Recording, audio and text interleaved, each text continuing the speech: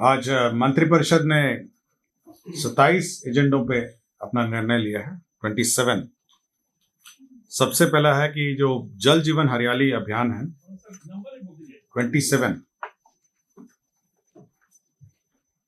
तो जल जीवन हरियाली अभियान है, यह जल संसाधन विभाग का था। इसके अंतर्गत टर्नकी के आधार पर औरंगाबाद, डेहरी, सासाराम शहरों के लिए सोन नदी में उपलब्ध सतही जल जो सरफेस वाटर है उसके माध्यम से जो पेयजल उपलब्ध कराने का निर्णय लिया है। इसमें 1,347 करोड़ 32 लाख रुपए व्यय होंगे।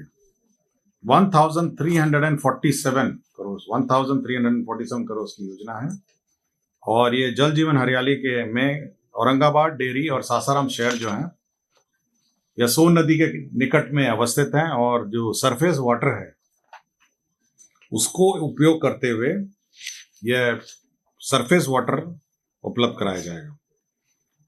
इसमें एनीकट वियर है, वहां पे अपस्ट्रीम में उसको यूज किया जाएगा और विभिन्न जगहों पे पंपिंग स्टेशंस स्थापित किए जाएंगे और इन शहरों में फिर पानी आपूर्ति की जाएगी।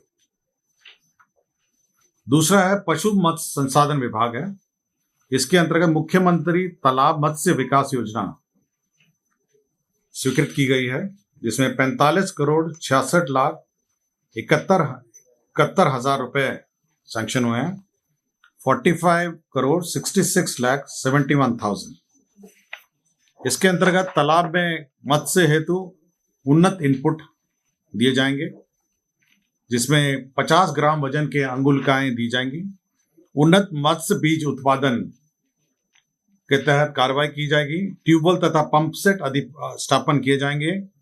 तालाब मत्स्यिका हेतु यांत्रिक एरिएटर स्थापित किए जाएंगे और कार्प हैचरी इनपुट सहायता दी जाएगी। इसमें आपका जो जनरल कम्युनिटी है, जो जनरल कास्ट है, उसको 50% अनुदान होगा और अनुसूचित जाति, जनजाति और अति पिछड़ों को 70% अनुदान दिया जाएगा। चतुर्थ कृषि रोड मैप के अंतर्गत दलहन फसल के प्रोत्साहन हेतु वित्तीय वर्ष 2024 में कुल 95 करोड़ 95 लाख 50 हजार रुपए लागत की योजना कार्यान्वित की जाएगी। ये दलहन दाल की योजना है और दलहन जो पल्सेस की योजना है, इसमें कार्य किए जाएंगे। एक नई पॉलिसी सरकार ने इस बार स्वीकृत किया है, वह है बिहार फिल्म प्रोत्साहन नीति 2024। इसके अंतर्गत विभिन्न जो फिल्म निर्माता हैं उनको 4 करोड़ तक अनुदान का प्रावधान किया गया है। मैं डिटेल्स आपको दे दूंगा। इसमें सिंगल विंडो के प्रावधान किए गए हैं, सिंगल विंडो क्लियरेंसेस के, ताकि राज्य में फिल्म शूटिंग को प्रोत्साहन मिल सके और राज्य में जो फिल्म निर्माता हैं यहाँ पर स्थानीय भाषा, हिंदी भाषा और अन्य भाषाओं में फिल्म शूटिंग कर सके। स्वास्थ्य विभाग में जीविका के माध्यम से जो सफाई कार्य चलता था, उसमें शुद्धि पत्र भी स्वीकृत किया गया है। इसमें जीविका को 1 रुपये 20 पैसा प्रति वर्ग मीटर प्रति माह अंकित हो गया था। इसको संशोधित करते हुए 1 रुपये 20 पैसा प्रति वर्ग मीटर प्रति दिन इसका करेक्शन किया गया है। तो हर जो जीविका ग्रुप हैं जो अस्पताल परिसर में सफाई करेंगी, वो 1 रुपये 20 पैसा प्रति वर्ग मीटर प्रति दिन उनको भुगतान किया जाएगा।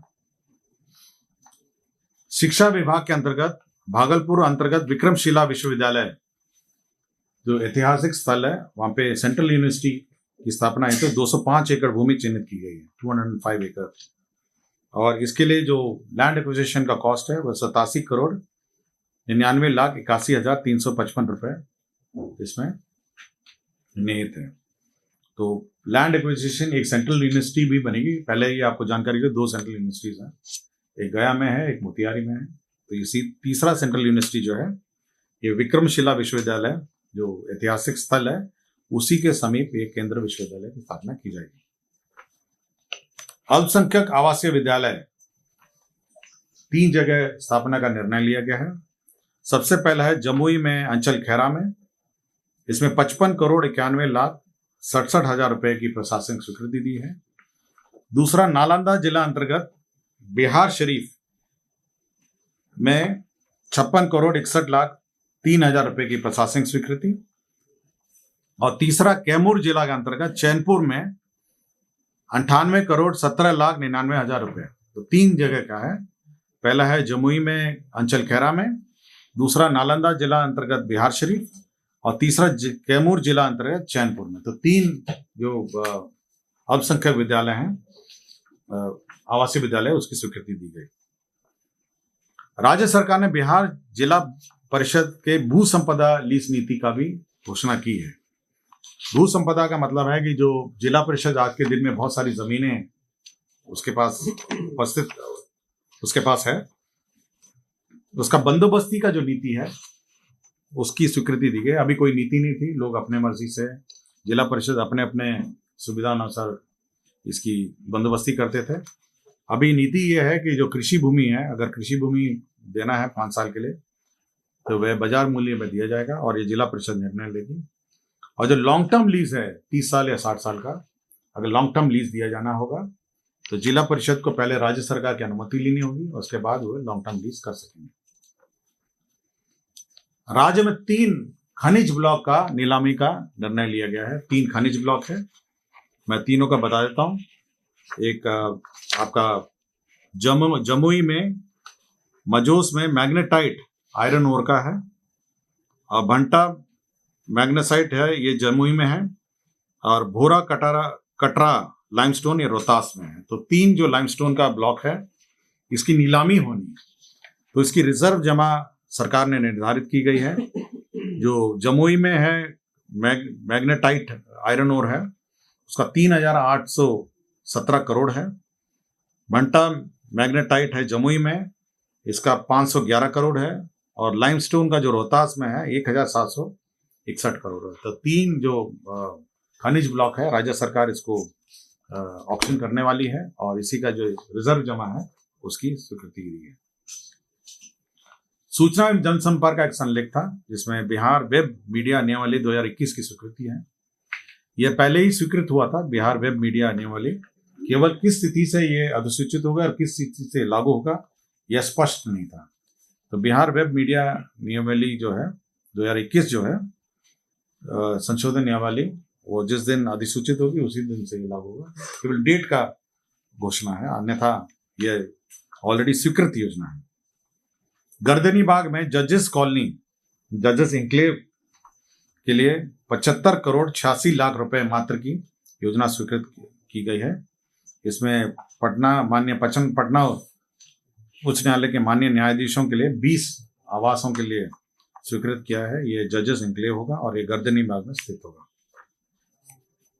नालंदा में जो अंतर्राष्ट्रीय खेल अकादमी है और अंतर्राष्ट्रीय मानक में क्रिकेट स्टेडियम है, उसके लिए 81 पदों का सृजन किया गया है और इसमें डायरेक्टर, एकेडमी के डायरेक्टर हैं और बाकी सभी पद हैं। तो 81 पदों का सृजन किया गया है। शहरी क्षेत्र में जो निर्माण किए जाने हैं, शहरी क्षेत्र में छोटे मोटे काम रहते हैं, नली है, गली है और अन्य सभी काम हैं जो महत्वपूर्ण काम है, उसके लिए एक नई योजना ये स्वीकृत कैबिनेट ने की है। इसका नाम है मुख्यमंत्री समग्र शहरी विकास योजना। ये 2024 से ये शुरू होगी, 2025, और ये प्रभारी मंत्री जो जिले के प्रभारी मंत्री हैं उनके अध्यक्षता में एक कमेटी है और वह तय करेगी कि योजना का जो प्राथमिकता है वो तय करेगी और उसके बाद उस योजना का स्वीकृत होगा। तो केवल योजना की स्वीकृति है और बाकी बाद में आवंटन है और अन्य जो राशि है उसका तय किया जाएगा।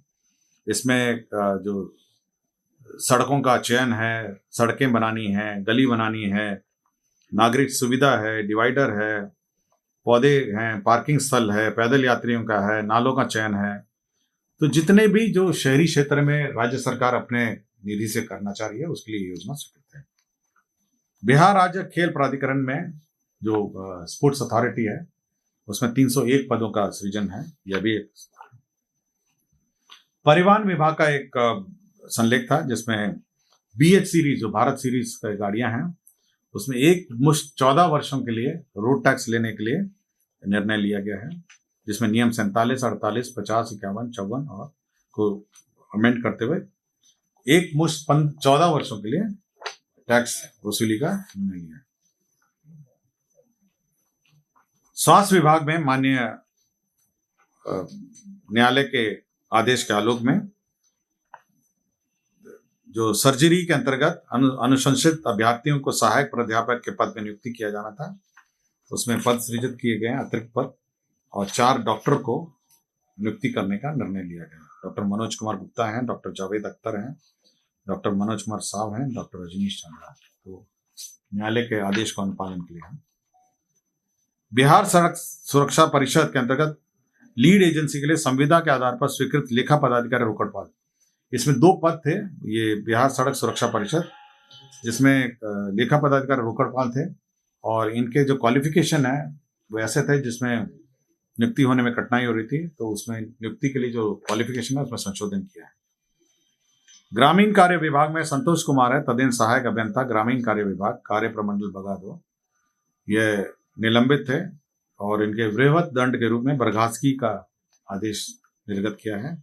ये निगरानी में रंगे हाथ 50,000 रुपए की रिश्वत लेते हुए पकड़े गए थे और न्यायिक हिरासत में भेजे गए थे। इनको सेवा से बर्खास्तगी का निर्णय लिया गया। कमर्शियल टैक्स में एक सॉफ्टवेयर है, वैट MIS सॉफ्टवेयर है, उसका मेंटेनेंस TCS कर रही है, उसको 1 साल और एक्सटेंड करने का निर्णय लिया गया। कैमूर जिला अंतर्गत अधौरा अंचल में ये अनुसूचित जाति जनजाति कल्याण विभाग का एक एकलव्य मॉडल आवासीय विद्यालय है। ये सेंट्रली स्पॉन्सर्ड स्कीम है और इसमें 8 एकड़ जमीन राज्य सरकार को देनी थी, तो राज्य सरकार ने अनुसूचित जाति जनजाति कल्याण विभाग को ये जमीन निःशुल्क अंतर विभागीय हस्तांतरण किया गया। इस पर एकलव्य मॉडल आवासीय विद्यालय जो सेंट्रली स्पॉन्सर्ड स्कीम है उसका निर्माण किया जाएगा। किशनगंज अंतर्गत दीगल बैंक अंचल में जो SSB है, जो सीमा सुरक्षा बल है, उसका कैंप के लिए भारत सरकार को जमीन सशुल्क 60 लाख रुपए में दी गई है। ये सीमा सुरक्षा बल का कैंप है। भविष्य निधि अंतर्गत ये वित्त विभाग का प्रस्ताव है। भविष्य निधि निदेशालय के अधीनस्थ कार्यालय लिपिक संवर्ग का है, जो अन्य लिपिकीय संवर्ग है सामान्य प्रशासन के, उसी के आलोक में यह संवर्ग भी भविष्य निधि का भी गठन किया गया। पंचायती राज विभाग ने एक पंचायत निर्माण कार्य मैनुअल की स्वीकृति दी है। अभी आज के दिन में जो पंचायती राज में जो योजनाएं संचालित हैं और जो पंचायत में मुखिया और उसके पंचायत सचिव हैं, आज के दिन में कोई ऐसा कोई विशेष गाइडलाइन नहीं है और स्थानीय स्तर पर भी मतलब कंप्लेंट्स प्राप्त होती थी।